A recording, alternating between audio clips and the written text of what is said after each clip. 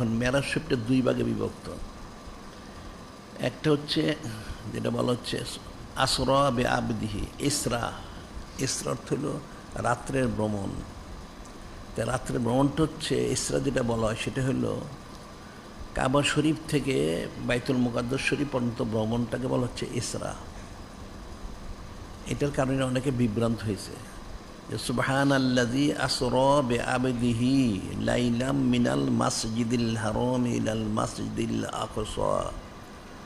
আল্লাহ স্পষ্ট বলতেছেন যে আমি আমার হাবিব মাহবুব নূরে মুজাসসাম হাবিবুল্লাহ হুজুর পাক সাল্লাল্লাহু আলাইহি ওয়াসাল্লামকে রাত্রিতে আমি ভ্রমণ করেছি।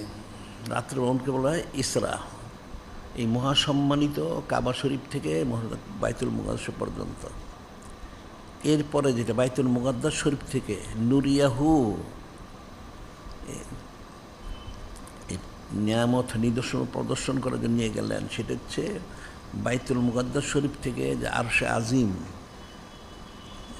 পর্যন্ত যাওয়া, সেটা হচ্ছে বলা হয় সেটাকে মেরাজ। এমনি মেরাজ শব্দের অর্থ হচ্ছে সিঁড়ি, যদিও সরাসরি মেরাজ শব্দটা কোরআন শরীফে নেই, হাদিস শরীফে আছে। মেরাজ সিঁড়ি, উদাহরণ আরাদা ইয়ারুজু, এটা এলমে তাসফের পরিভাষায় বলা হয় উরুজ নুজুল। এলমে তাসফের মানুষ যখন সবক জিকির ফিকির করে তার উরুজ হয়, নুজুল হয়, অর্থাৎ উদাহরণ। রুহানিভাবে সে উদাহরণ করতে করতে রুহানিভাবে যিনি খলিক, যিনি মালিক ও মহাল্লা পাকের সাথে সাক্ষাৎ করে, আবার সে প্রত্যাবর্তন করে, উরুজ এবং নুজুল। তো মেরাজ শরীফ হচ্ছেন উদাহরণ, সেটা হচ্ছেন বাইতুল মুকাদ্দাস শরীফ থেকে। আর এর আগে হচ্ছে ইসরা, বাইতুল মুকাদ্দাস পর্যন্ত। তো সেটাই বলা হচ্ছে সেই কাবা শরীফ অর্থাৎ মক্কা শরীফে হজরত উম্মে হানি রাদিয়াল্লাহু আনহা ওনার হুজরা শরীফ থেকে শুরু হয়েছে। আর সেটা হচ্ছেন কবে? দুনিয়াবী দৃষ্টিতে নূরে মুজাসসাম হাবিবুল্লাহ হুজুর পাক সাল্লাল্লাহু আলাইহি ওয়াসাল্লাম ওনার বয়স যখন 51তম চলতেছেন, 50তম বৎসর ছিলেন আমুল হোজন, নাম ধরে চিন্তার বৎসর। এর পরবর্তী বৎসর 51 বৎসর। এটা কোন মাসে হয়েছে? এটা হচ্ছে এই রজবুল হারাম শরীফ, রজবুল হারাম শরীফ মাসে। এবং কোন তারিখ হয়েছে? এটা 27 তারিখ। এটা কিতে বর্ণিত রয়েছে লাইলাতু সাবিউ ওয়াল ইশরিন মির রজব, লাইলাতু সাবিউ ওয়াল ইশরিন মির রজব, রজবুল হারাম শরীফ মাসের 27 তারিখে। এবং এটা হচ্ছে মশহুর, যদিও কিছু লোক চুচারা কিলোকাল করে, এদের কিল্লো তেনেম কিল্লো তফাম, কম জ্ঞান কম বুঝার জন্য।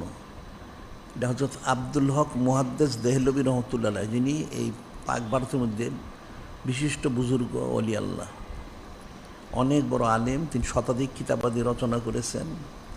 তিনি কাদেরিয়া তরিকার খলিফা, এরপর হজরত মুজাদ্দিদ আল হোসেন ওনারও খলিফা ছিলেন সুবহানাল্লাহি ওয়া সাল্লাল্লাহু। ওনার অনেক খুশুসিয়ত উনি বলেছেন। কালা হজরত আব্দুল হক মুহাদ্দিস দেহলভী এলাম আন্নাহু কাদ ইশতারা ফিমা বাইনান নাস বিদিয়ারিল আরব ইন্না মিরাজাহু সাল্লাল্লাহু আলাইহি সাল্লাম কানা লিসাবি ওয়া শিনা মির রজব। হজরত আব্দুল হক মুহাদ্দিস দেহলভী তিনি অনেক দিন মক্কা শরীফ মদিনা শরীফ ছিলেন। সেখানে তিনি একদিকে তালিম গ্রহণ করেছেন, তার শিক্ষা গ্রহণ করেছেন, আবার সেখানে তিনি তালিমও দিয়েছেন। সুবহানাল্লাহ সাল্লাল্লাহু আলাইহি ওয়াসাল্লাম। তিনি বলতেছেন আপনারা জেনে রাখুন এলেমান্ন কাদেশতেরা ফিমা বাইনান নাস বেদিয়ারেল আরব, আপনারা জেনে রাখুন আরব দেশটা মশহুর, মানুষ স্বীকার করেন না। সেটা হচ্ছে ইন্না মিরাজাহু সাল্লাল্লাহু আলাইহি সাল্লাম, নিশ্চয়ই নূরে মুজাসসাম হাবিবুল্লাহ হুজুর পাক সাল্লাল্লাহু আলাইহি ওয়াসাল্লাম ওনার মেরাজ হয়েছেন কানা লিসাবি ওয়া ইশরিন মির রজব, রজবুল হারাম শরীফ মাসের 27 তারিখে হয়েছেন। সুবহানাল্লাহি সাল্লাল্লাহু আলাইহি ওয়াসাল্লাম। এটা কিছু লোক চুচারা কিলোকাল করে থাকে, বিশেষ করে যারা খারিজি ফেরকা, এই লোকগুলি ওহাবি। আর যারা ওহাবি যেগুলি, সেগুলি তো মেরাজ শরীফ এটা সরাসরি বিশ্বাস করে না, নাউজুবিল্লাহ।